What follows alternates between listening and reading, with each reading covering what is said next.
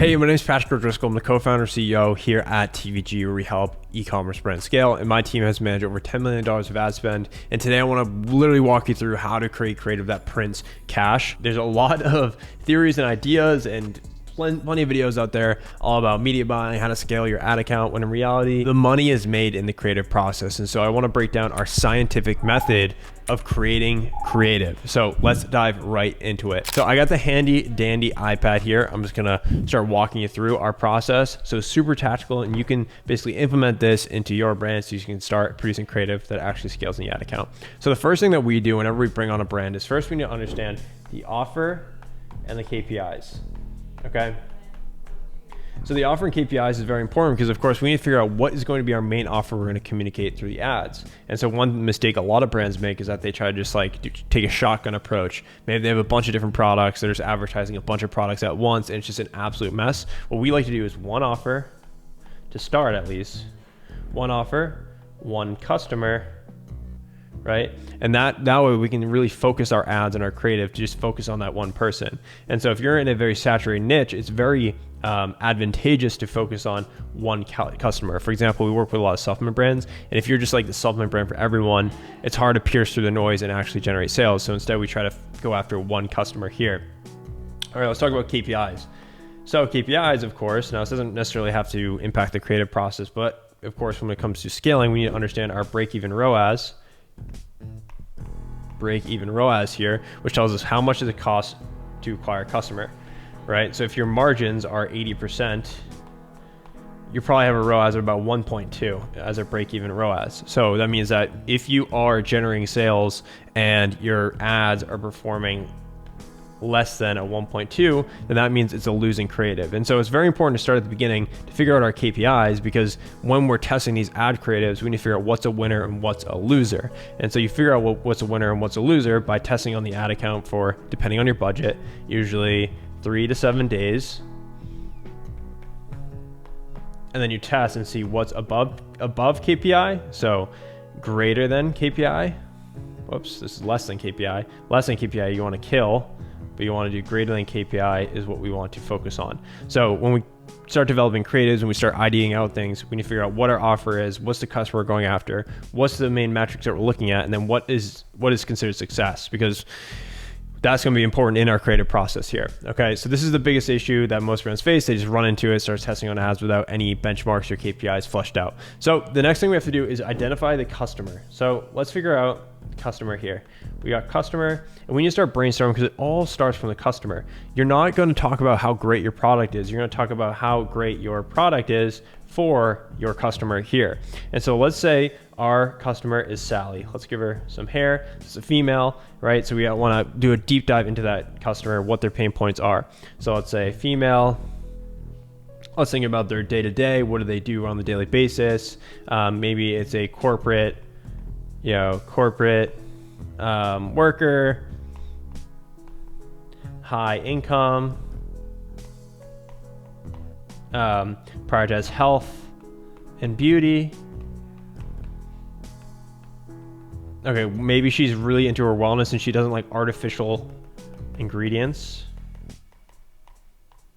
And no artificials there. And so we want to brainstorm and just look at our customer and start thinking about who our customer is and speak exactly to that customer. So let's just say we got female, we got Sally here. She's a corporate worker. She's between the ages of 28 and 42. And that way we can start thinking about this customer, start speaking and presenting creatives that actually resonate with that customer instead of just shooting blindly and just saying, yeah, our products are the best, come buy. That will not work, I guarantee it. So we want to really map down exactly that. So demographics, like I said, psychographics, beliefs, desires, fears, buying triggers, what makes them purchase, right? And so it could be an issue about like stubborn body fat. Maybe they want to lose weight. Maybe they want to look better.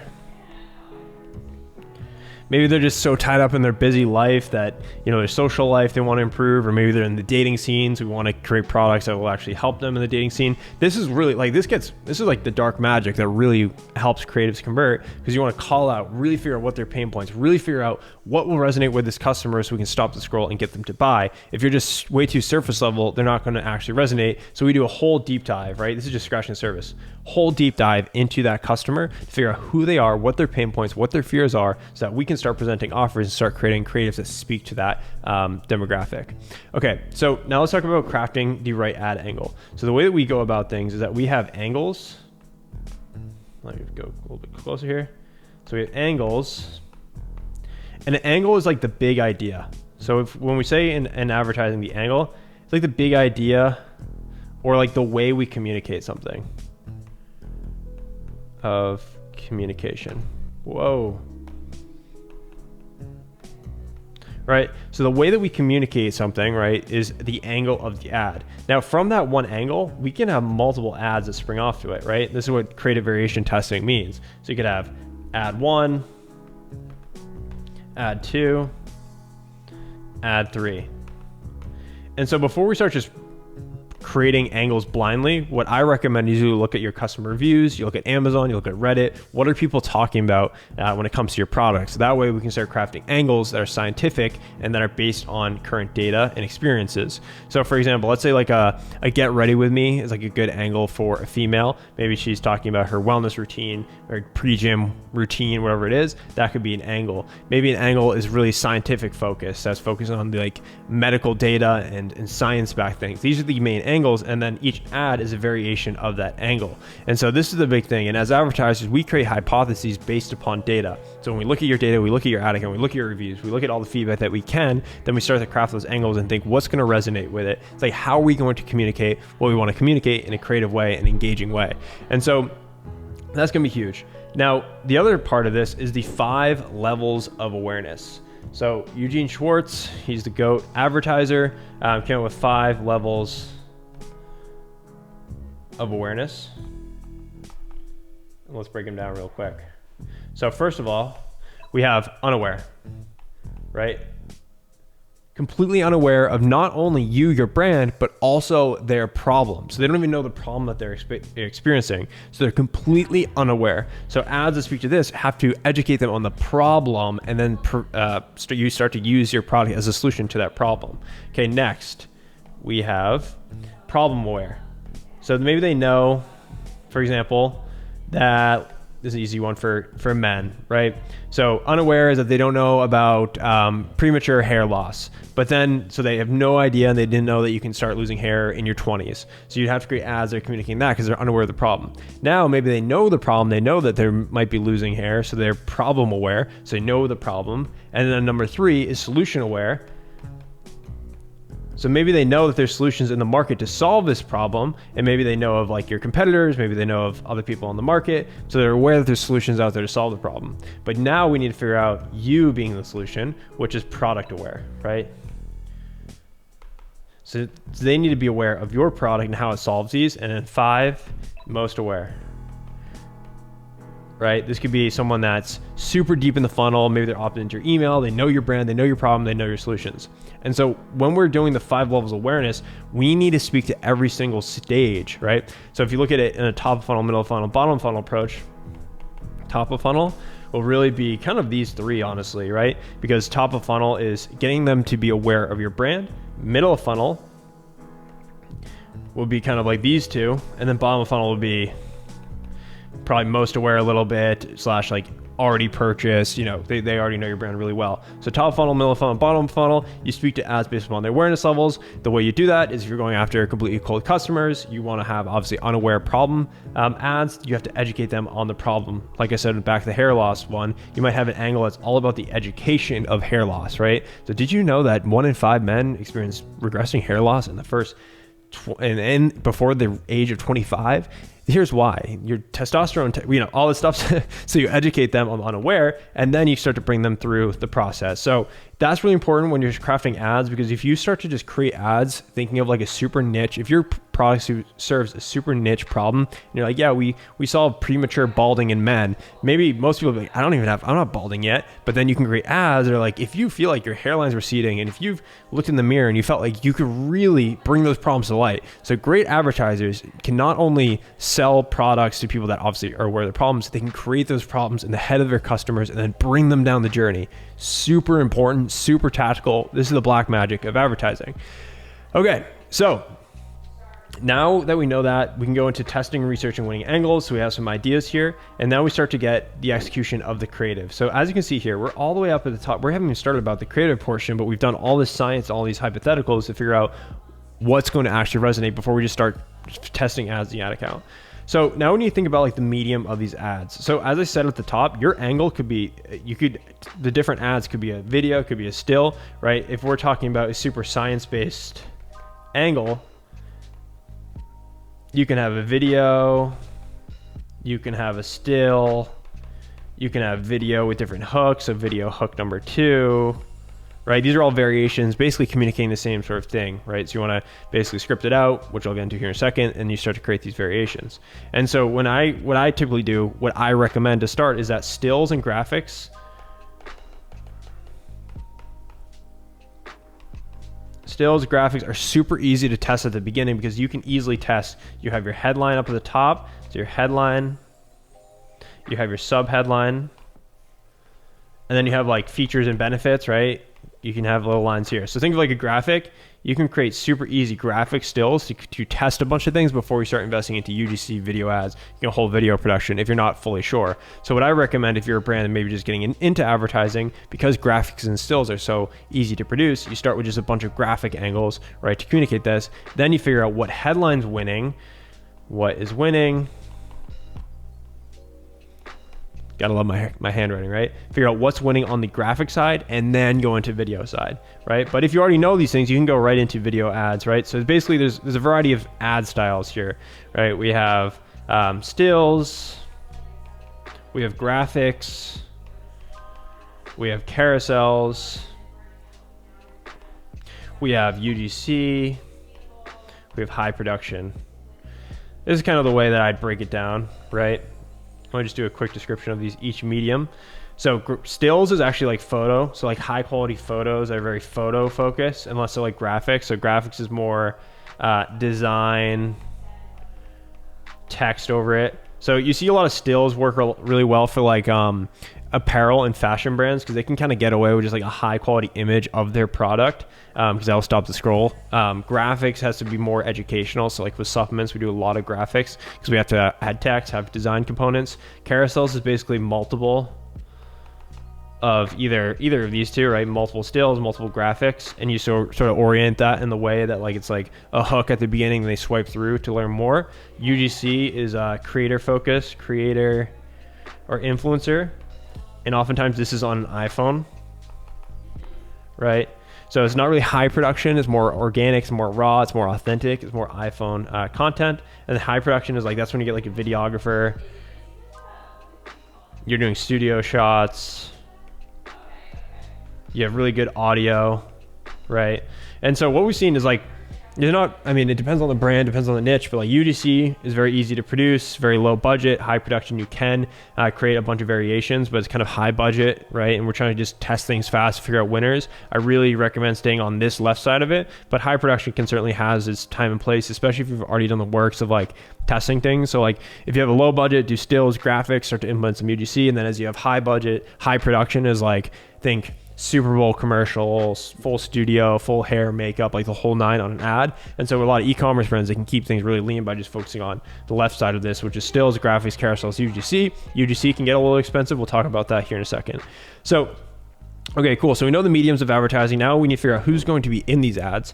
Now, sometimes on the left-hand side, you can of course have just the product, right? It can just be stills, graphics, carousels. They're just literally just the product there. But when it comes to the UGC and high production, you have to start to get talent. Now talent, you can get literally actors. You can use your influencers. You can use UGC creators, customers, or team members. So when it comes to talent, this is kind of the main people that we recommend getting into the ads. Actors are pretty expensive. Influencers can be pretty expensive. UGC is probably the mid-level, and customers and team, this is less expensive, if not free, to get this style of content. So with actors, you're dealing with talent agencies, you're dealing with agents, like that can be a pain. Influencers, they might charge an arm and a leg for an ad creative for those usage rights. UGC creators are literally people that don't have a following at all. They literally are just specialized in creating content. And so our team at TVG literally works with like 30 plus UGC creators to create ads for our brands. So like we have a roster of talent that we can work with. You can also find UGC creators on Upwork, Fiverr, Twitter's a ton of creators, Instagram. You might even have UGC creators hitting you up because they often do reach out to brands. And then customers, if you can do a campaign to get a bunch of customer content or give incentives to get real, authentic reviews, videos about the product. And then team is like, we do that with founder angle. You can do, maybe it's like your marketing team, right? Them in the actual videos, if you're doing an angle of like showing behind the scenes of your brand. So now that we have this, we understand talent, then we can start to script, right? So scripting process is, once we have the product, we have the offer, we have the angles, we know exactly what's the medium, the talent, then we can start to script out the ads. And so what I'd recommend is typically what we do is we have the hook up at the top, you have the body, and then you have the call to action. Right? So the hook, body, call to action here. And so what we do with a script is that we get basically write up a doc, write up a Notion. You can use a platform called Foreplay as a great scripting and brief creator you can use. We use that at our agency called Foreplay. A little bit expensive, but a Google Doc, a Notion, literally just a drive. So with the script, we have the hook, the body, and the call to action. Okay. And so this is important because we're going to break down everything here. So when we're scripting an ad with the hook, the great thing about this is that we can test, right? In the script, you can have 3 to 5 hooks. So you can have 3 hooks. The way that we break it down is like 3 to 5 hooks, and then the same body, same call to action. And that will equal 5 ad variations. So once you have 3 to 5 hooks, if you think about it, right, if you get a script created and basically they record the videos and they say 5 different things at the beginning, then we edit it together to create 5 different ad variations. This is how you get tons and tons of ads to create in the ad account or to test in the ad account. Very simply is you basically want to test the hook, because the hook is the first 3 seconds, right? Someone will stop the scroll. We want to, like, if you find a winning hook, you can really figure out from there, all right, now we can create more variations on the body side. But the hooks is what you want to test at the beginning, because you just want to figure out what's going to stop the scroll and get someone to click and interact and actually watch the ad. So we always start with 3 to 5 hooks. Same sort of idea when it comes to graphics. The hook kind of being the headlines. You could test like the same sort of graphic with the same sort of sub headline or benefits here. And you're testing like headline 1, headline 2, 3. So you can like literally create variations from this. So as you can see, that's how we get down into this. And so once that's all done, then we're going to create on the editing side, then we produce variations. So we've scripted it out, and then we have variations. Okay, and then you create on the ad side, then we have in our testing campaign, we basically create an ad set. We test 3 to 5 of these ads in the ad account, and then we monitor winners. And then as you can see here, once we see, right, it goes all the way back to the top. Once we start to see ads that are within that certain KPI that we talked about right at the beginning, that's when we start creating variations. And this is a sort of a loop.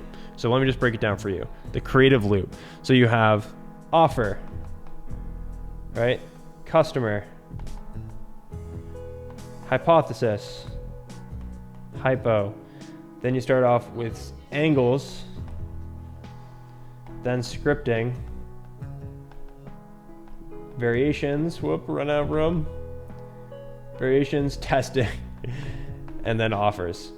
Okay, so it goes into this whole loop because you'll test it and then you'll figure out maybe it's like if the creatives aren't truly working, then maybe your offer isn't working, right? So it's like you need to make sure the offer works, the customer works, the hypothesis works, your angles work, the scripting works, right? And then based upon the data that's communicated through the ad account, then we start to create more and more variations off of this. So hopefully this gives you an idea of our process starting top to bottom, and then this just becomes literally a cycle. just going over and over again of this cycle to create winning ads. And if you ever need help with this, of course, I'm going to post more and more content about this. Feel free to leave a comment down below.